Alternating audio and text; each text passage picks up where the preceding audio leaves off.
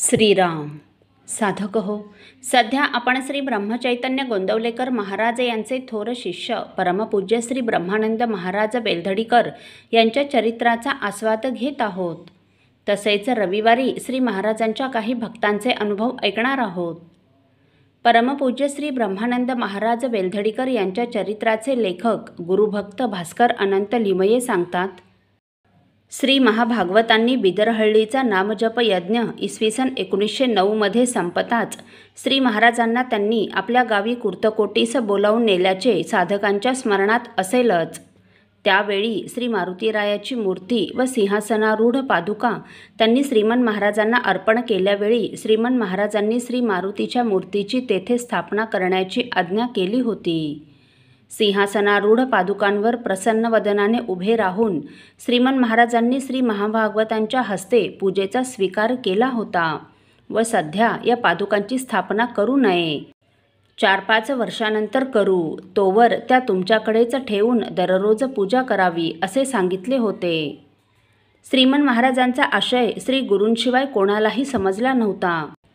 श्री गुरूंनी गोंदावले येथे समाधीस्थानी स्थापनेसाठी त्याच पादुका आणवून घेऊन श्रीमन महाराजांची इच्छा खात्रीशीरपणे सर्वांना दृगोच्चर होईल असा सुयोग घडवून आणला. या महोत्सवास येण्याबद्दल सगळीकडील भक्तजनांना पत्रे पाठवून आमंत्रण करण्यात आले होते. समक्ष आपल्या फिरतीतही गोंदावलेच्या उत्सवास येण्यास चुकू नका असे आवर्जून ते स्वतः सांगत सुटले होते. गोंदावलेसारखे पुण्यक्षेत्र, श्रीमन महाराजांचा उत्सव व श्री ब्रह्मानंद गुरूंसारखे पुण्यपुरुष, त्यांचे अर्ध्वयू मग थाट काय विचारावा. महाराष्ट्र, कर्नाटक, इंदूर, ग्वाल्हेर, हरदा, जालना या भागाचे लोक तर आले होतेच. थोडक्यात सांगावयाचे झाल्यास असेतू हिमाचलापर्यंतचे श्रीमन महाराजांचे भक्तगण उपस्थित झाले होते. साखरेवर मुंग्याच्या झुंडीच्या झुंडी जशा जमतात त्याप्रमाणे गोंदावल्यास लोकांची गर्दी झाली होती. मार्गशीर्ष पौर्णिमेस श्री दत्त मंदिरात दत्तजयंती उत्सव यथासांग उरकण्यात आला होता. त्याच्या जवळच पाकशालेची व सामानाच्या कोठीची व्यवस्था केली होती. 8-10 हजारापर्यंत जनसमुदाय जमला असावा. सर्वांना स्वास्थ्य लाभेल अशी श्री गुरूंनी सर्वांची उतरण्याची सोय लावून दिली होती. गोंदावल्यातील यच्चावत लोक श्री गुरूंच्या आज्ञेप्रमाणे व आपापल्या योग्यतेप्रमाणे कटिबद्ध होऊन उत्सवाच्या कार्यात तत्परतेने मदत करीत होते. श्री गुरूंच्या आज्ञेप्रमाणे गोंदावले येथील यच्चावत लोकांनी उत्सव संपेपर्यंत अक्षरशः घरी कधीच चूल पेटविली नाही. एवढेच काय, अद्याप देखील तेथील काही घरी श्री गुरूंच्या या आज्ञेचे काटेकोरपणे पालन होत असल्याचे दिसून येते. श्री शके 1836 मार्गशीर्ष वद्य प्रतिपदेच्या दिवशी शुभ मुहूर्तावर श्री गुरूंनी शास्त्रविहित होम हवन जलाधिवासादी कृत्ये संपवून आपल्या अमृत हस्ताने विधीपूर्वक श्रीमन महाराजांच्या समाधीवर त्या नयन मनोहर पादुकांची चिरप्रतिष्ठापना केली.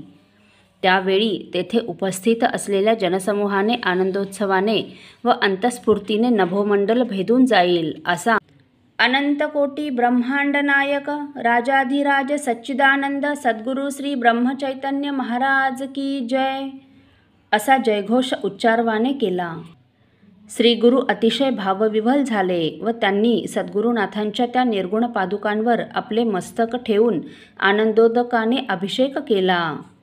आपल्या जवळच्या भक्तगणांकडे वळून उभे राहून सर्वांना उद्देशून सद्गदित कंठाने ते म्हणाले. आपल्या सद्गुरुनाथांनी जड देहाचा त्याग केला व त्यामुळे जरी ते आपल्याला दिसत नसले तरी कोणीही निरुत्साही होण्याचे कारण नाही. या पादुकांच्या प्रतिष्ठापनेने त्या महात्म्याचा अजर अमर असा जन्म झाला असे समजा.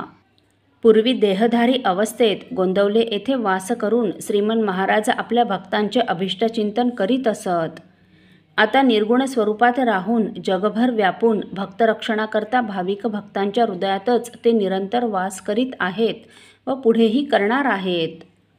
पूर्वी चैतन्य स्वरूप असलेली लीलामूर्ती व्यक्त स्वरूपात एकाच ठिकाणी आपल्यास दिसत होती, पण आता तेच चैतन्य स्वरूप अव्यक्त स्वरूप सागरात विलीन झाल्याने प्रत्येकाच्या आत्मज्योतीत प्रकाशमान झाले आहे. सद्गुरुनाथ आपल्याला सोडून गेले या भावनेने कोणीही उदास होऊ नका. दयामय अशा सद्गुरुनाथांच्या सुंदर सगुण रूपाचे सदा सर्वकाल ध्यान करीत, ह्या निर्गुण पादुकांची आराधना करीत त्यांच्याकडून घेतलेल्या श्री रामनाम तारक मंत्राचा रात्रंदिवस जप करा, म्हणजे सद्गुरू निश्चितपणे तुमचे कल्याण करतील याची खात्री बाळगा. अशा तऱ्हेचा उपदेश करून त्यांनी श्रीमन महाराजांची आरती केली व स्वतः रचलेले श्री गुरु परंपरेचे स्तोत्र त्यांनी म्हणण्यास सुरुवात केली. असो साधक हो, श्री महाराजांच्या समाधीवर नयन मनोहर पादुकांची प्रतिष्ठापना परमपूज्य श्री ब्रह्मानंद महाराजांच्या हस्ते केली गेली. त्या उत्सवाचे वर्णन आपण पुढील भागात ऐकणार आहोत. श्रीराम समर्थ.